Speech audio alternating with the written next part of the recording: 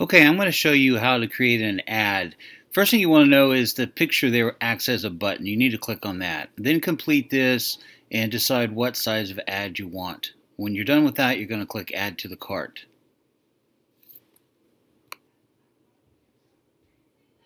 Once you have your product in your cart, you're going to need to pay for it. You're going to do that here just by completing this as you would with any other thing that you buy online. I've created several ads in order to do this presentation, so I have here, but I'm going to show you one that I've created already just to see what you possibly can do. So I'm going to go ahead and click on edit just so that you can see it, and you'll see that it opens up, and that's typical of what you can create. Okay, now we're going to go to the editor where you can create your ad, and the first thing you should click on is the photo icon. Make a box, make it as big as you want. And what I'm going to do here is to make it as big as the page so I can drop in a background. I've made it so it takes up the entire page, which is 7.5 by 10. I'm going to go to the photo icon there, and I'm going to click upload, find the file that I want, upload it. It'll take a little while to upload. Then it'll go into your My Images area, drag it over to the gray box. And there's your page background. Now you don't have to do that, but that's an option if you want to do it. I'm going to go over to the photo boxes, make a box where I'm going to the size that I want my main photograph to be, and you can put in as many photographs as you want. I'm just making it really easy here for this example.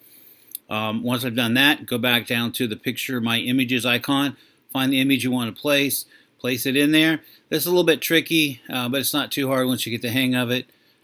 Okay, now I'm going to go ahead and add a text. So you go up to the text icon at the very top, make a box. You might want to go over to the right-hand side, select the color and the size. In this case, I'm going to make it 36 point. And then go ahead and start typing the student's name, whatever message you want.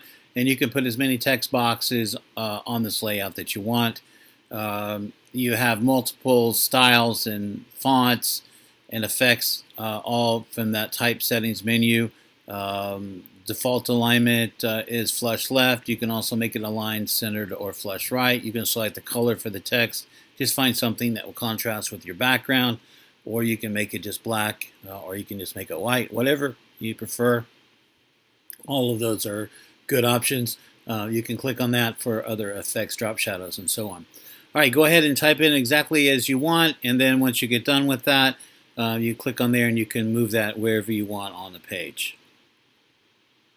And now we're going to go back to the photograph and add a border. Click on the box next to border, select the border size and the border color.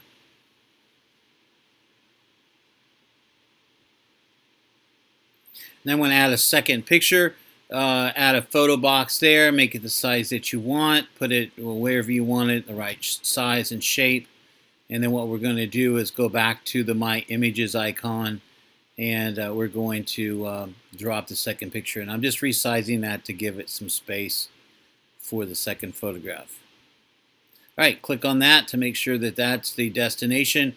Go over to the My Images area, find the photograph that you want, place it. I'm going to drag it over into the gray box, and then I want to add a border to that.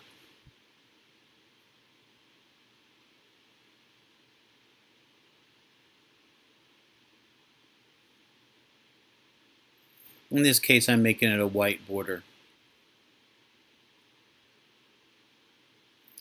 All right, so that's the basics of how to create a layout. Go ahead and click Save, give it a name, and then you can see in the upper right-hand corner, Send to Yearbook. You would send it to the Yearbook once you have completely finished your layout, and it would go right to the company, and we would put it into the Yearbook for you.